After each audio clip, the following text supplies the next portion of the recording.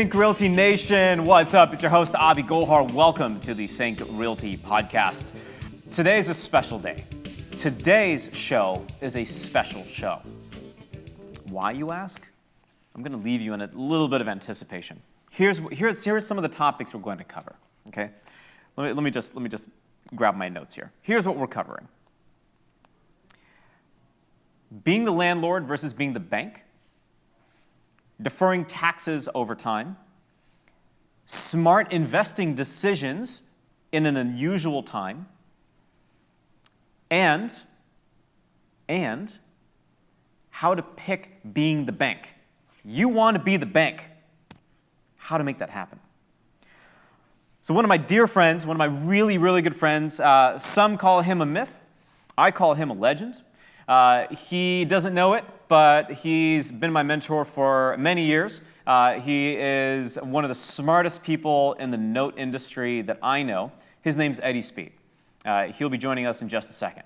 But I want you to just think about these topics that we just talked about. Think about these topics for a second. Let that kind of soak in. The information you're going to receive in the next 12 to 15 minutes is going to transform the way you think about investing. Just saying. This podcast is brought to you by Rentify, a verification platform allowing property management companies and real estate investors to instantly verify a prospective renter's financial information. The bank check report provides a summary of payroll, income tax, bill, payment history, and highlights red flags like payment issues, payday loan activity, frequent overdraft, past bankruptcies, and more. Check out trustrentify.com. Use the coupon code ThinkRealty for 20% off your first purchase.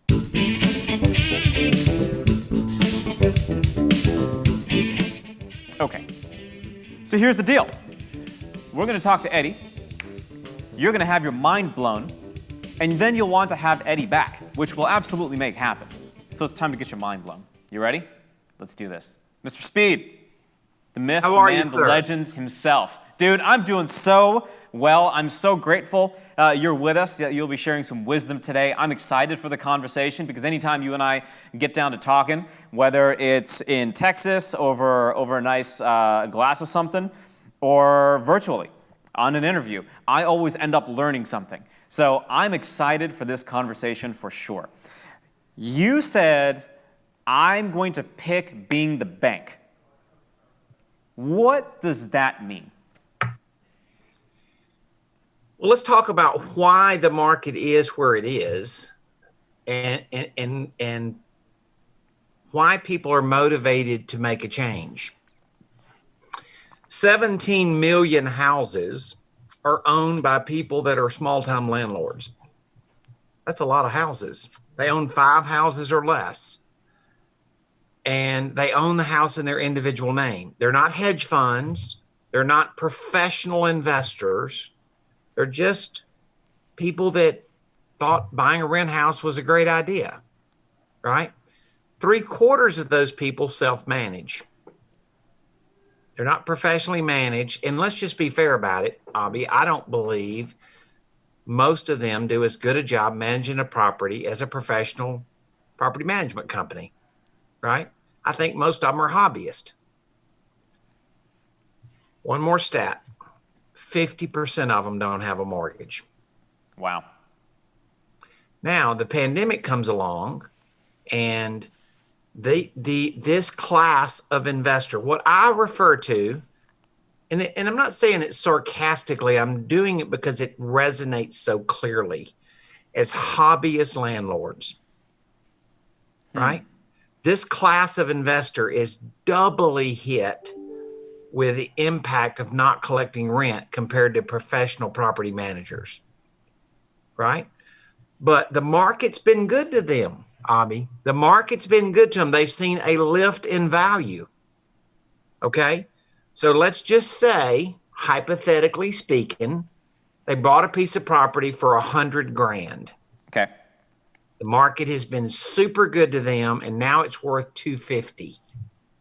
Okay. If they sell it, they're going to have to pay the appreciation gain on their property in a smaller tax called capital gains. We all know this, right? Mm-hmm. The question is, how could you pay the capital gains?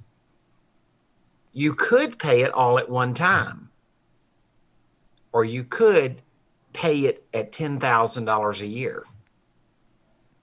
You see, if you carried financing, Abby, you could just pay the gain over the next 15 years called installment sales basis. The IRS allows this. Installment sales basis. Okay. Yeah. It's the first time I'm hearing about it. This is what I mean. Every single time we end up talking, I'm always learning something. So break this down. How does this work? Okay, so as you know, Abby, I'm involved in several of very high volume real estate investor masterminds, right? As is Eddie Wilson, founder of your company, right? So here's the deal. The reality is when I quiz the top house buyers in the business, call it the top 200 house buyers in the industry, they tell me between somewhere around 60% and 90% of every house they're buying at a discount is coming from this hobbyist landlord. Now, he doesn't own 60% of the houses, or certainly 90% of the houses, but he identifies as the guy with the most pain in the market, right? He's the most motivated to sell, and that's why they're buying houses at a discount. Okay. So what about the conversion rate? You and I have had this conversation many times, right? The conversion rate for people that don't want to sell at a discount, and particularly, Abby, somebody that has a big tax liability. Would they sell it, carry financing over time, continue to collect a cash flow as the lender, they owner financed, versus the landlord? They're going to get a bigger check because they're going to get a check, and they're not going to have expenses, and they're going to have management, but also they're going to defer their taxes. Yeah. Yeah. How does the math break down on that? Because I'm hearing it. It's starting to make sense. What's the big main takeaway, do you think, here? So this $250,000 house, there's a $150,000 capital gain. Yeah. Kind of following that math? Yeah. Okay, well, I can sell it this year, to sell it for cash, and I'm going to be taxed at a 20% tax rate, plus these other things, right? Could be closer to 29%. Yes. Right? Well, that's a pretty good tax hickey. And by the way, what are you going to do with your money anyway? They're really getting rid of the rental because they weren't good at managing rentals. Yeah. They made an investment and found out they bought a job. All of those things. We know that. Yeah. If your audience, the person sitting in your audience is good at it, I'm not talking to you. I'm talking about there's 17 million of these houses owned, and a lot of people aren't good at it. Yeah. Right? Yeah. That's fine. And so if that's the case, though, if you're a real estate investor and you're looking for a win-win, get him to sell or finance you the property, because he can then lay down his tax liability and pay it over a number of years. Installment sales basis. That makes sense. Yes. That makes sense. Because why take the tax hit? And he's getting what he wanted anyway, which is a cash flow. Yeah. A predictable cash flow that doesn't cause work. So this sounds great, right? I'm kind of running some of the numbers, and it makes sense. How do you convince somebody to do that? I think they're motivated anyway. Because of the tax rate, because of the capital gains tax. Yeah. Okay. I go to all these masterminds. Yeah. I talk to what I believe are the biggest operators in the business, and I also specifically talk to people that are driving their marketing campaigns. Yes. Right? Some of the most influential people in the house buying world. And so they tell me that statistically, 60 to 90% of the houses they are buying are coming from this defined hobbyist landlord, right? The guy that got into the business, he wasn't as good as the professional operators, and particularly because of the virus, he's been clobbered. I mean, and now, I guess we're going to defy the Supreme Court and just say that. I'm just saying. I guess now we're going to just defy the Supreme Court ruling, and we're just going to call a moratorium anyway, right? Right. anyway, we can get into maybe yeah, that. we can get into that. It's interesting. So I suppose then the eviction moratorium extension is also weighing on these people. And it's probably another motivating factor, right? They're like, I don't want to deal with this. I don't want to deal with having to carry it and tenants and stuff. So let me just sell it. It's a winner. It's a winner because they can reposition themselves in the property by carrying the financing, deferring their taxes, collecting a predictable income, all winning opportunities, right? Yeah.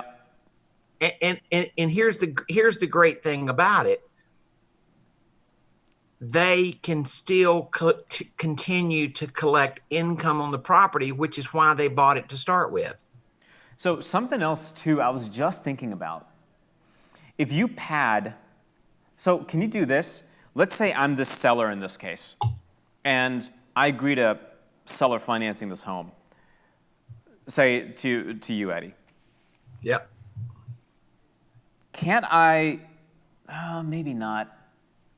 I don't know. I'm just thinking, like, is there a way to do this in my self-directed IRA, right? Like, is there a way to carry the note in my self-directed IRA? You can't do that because I own the house too personally. Yeah. So if you own it in your entity, you can't move it to your retirement account. You're doing business with yourself. Yeah, that's right. If you owned it in your self-directed retirement account, this is a great thing, but you're not going to have capital gains. Yeah. But the idea is this. Like whenever the real estate investor is looking at an impact market, the hobbyist landlord inventory of houses has to scream as the biggest inventory of markets with a dent in the market right now. Things are so good. Let's be fair about it. The top 500 house buyers are actually doing better than they were before. Right? Yes. I don't believe that is true for anything past the top 500 house buyers. Yes. You think that's a fair statement? I think that's a very fair statement. Because they don't have their marketing in place and they don't have their selling cycle in place. These guys that have really become high volume at this have really dialed in on things way better than the industry ever had before. Yeah. And I think most people that are newer in the business, they're sort of struggling. If I were a beginner in the market, or if I was a guy that only bought 20 houses a year or 10 houses a year or 5 houses a year, I wouldn't do anything but solicit a hobbyist landlord because he's the guy with the most pain that has equity, and I could solve a problem for him. In solving that problem for him, Abby, he could become my lender because he could afford to owner finance it. Yes. And he's deferring taxes. And I'm going to point out all the motivations. Yeah. Yeah, fair enough. So you talk about a strategy, smart decisions in an unusual time. This is one of those smart decisions. Let's take maybe another minute and talk through another smart decision that investors can make in the marketplace today.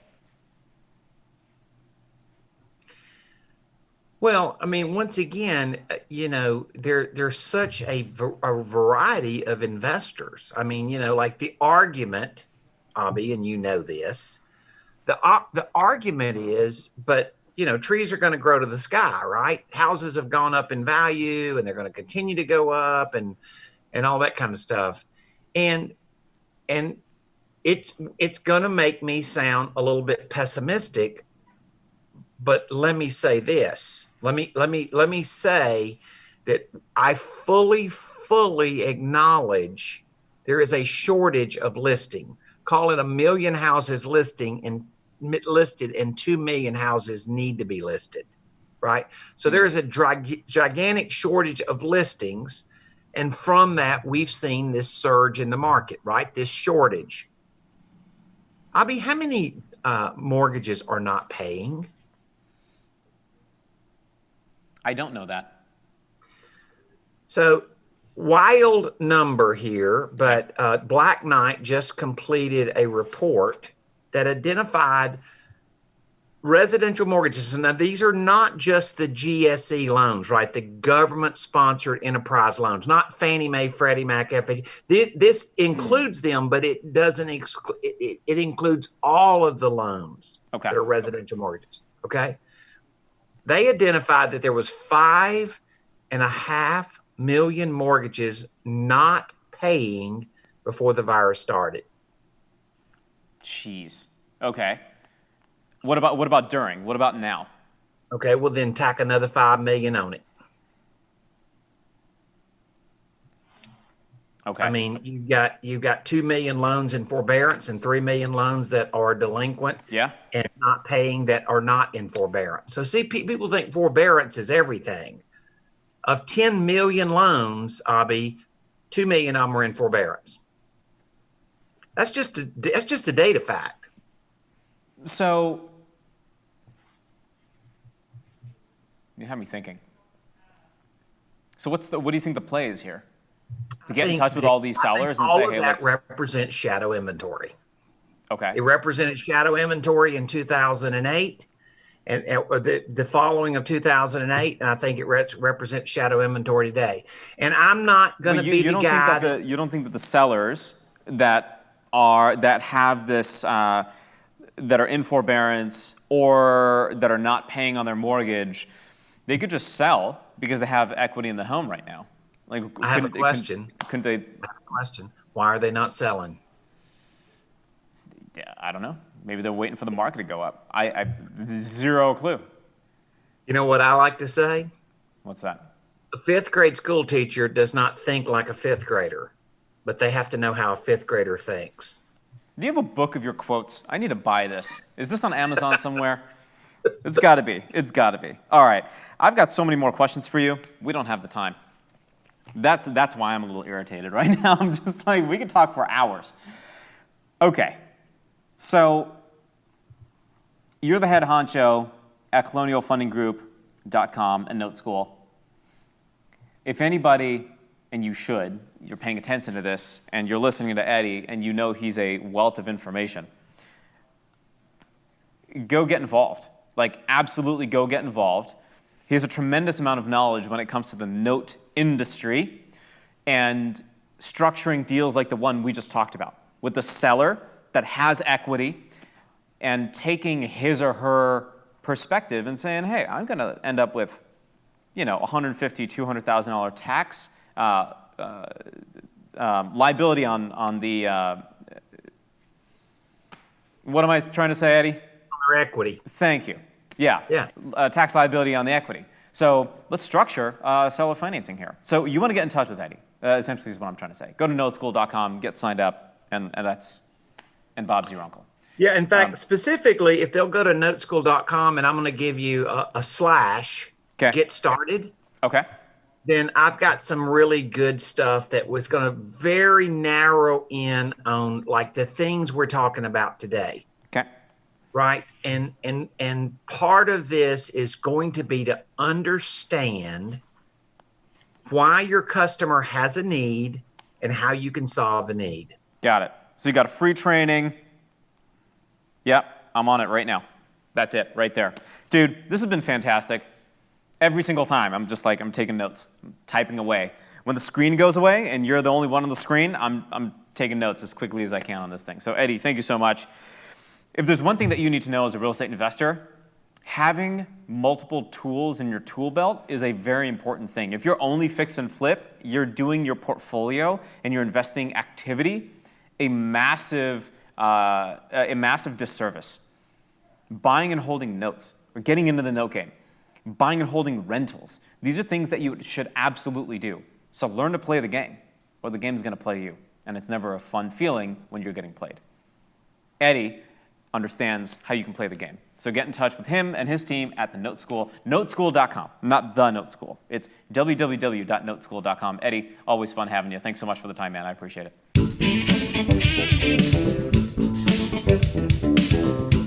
All right, Think Realty Nation. This next quick little segment is brought to you by RCN Capital.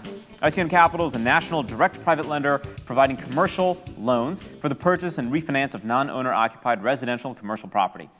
They finance all sorts of ground-up new construction, fix and flip, long-term rentals, all these things. Super, super great guys over there. Great team over there. Check them out. Go to www.rcncapital.com for more information on loan programs. So, I'm still trying to think through this Eddie stuff. And mind blown. If you're paying attention, it's mind blown time. Hemp homes. We're talking about hemp homes, which is very interesting to me. Does that mean if they catch fire, they go up in smoke? That's a terrible joke. Joe, you can laugh at the joke. You're allowed to laugh at the joke. There you go. Thank you. All right. Article written by Steve Streetman on the Think Realty blog. Quote, it's an efficient economical substitute for nearly all building materials does exist, and it's called hemp. Very interesting. I'm thinking, it's marijuana. Is it though? Nope. Let's distinguish the difference between hemp and its evil twin, marijuana. Depending on what side you fall on. Is it really evil? Technically, they're both referred to as cannabis, but they are different species of plants. You can't get high from smoking hemp, and hemp has a long history of multiple uses.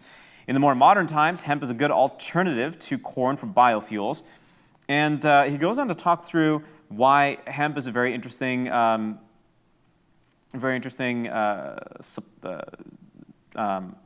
material for building, which is really cool. One of those groups, Empower Unity, is finalizing for all their initial communities. They'll be leveraging a novel 3D printing using hemp-based materials to rapidly and cheaply create beautiful, well-constructed options. So, if you're a new construction, or even if you're looking at doing a really heavy reno, maybe take a look at this. Maybe take a look at hemp. It's kind of crazy to think about, right? Like I don't know how that works. I have no idea how it works. They're laughing at me, but seriously, I'm like deer in headlights. So check out empireunity.com. I'm going to do some more research. I promise you this. I will do more research. By the next time we record this, I will be a pro at hemp-based building. All right, that's all I got. Go to thinkrealty.com.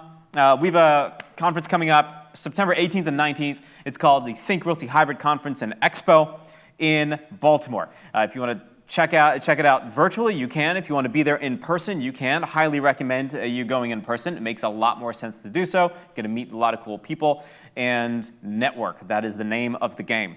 If you go to thinkrealty.com/Baltimore, type in the code podcast, and you'll get 2 tickets for the price of 1. It's kind of cool. I'll end the show by giving a huge shout out to today's sponsor, Rentify, a verification platform allowing property management companies and real estate investors to instantly verify a prospective renter's financial information. Their bank check report provides information about payroll, income, rent, bill payment history, and highlighting a lot of red flags like payment issues, payday loan activity, past bankruptcies, etc. Go check them out at trustrentify.com, and if you use a coupon code, the coupon code is ThinkRealty, you'll get 20% off your first purchase. Okay, I've talked a lot, and my mind is still blown with what Eddie was talking about. So I'm going to go nap and then watch this again. I'll see you next time.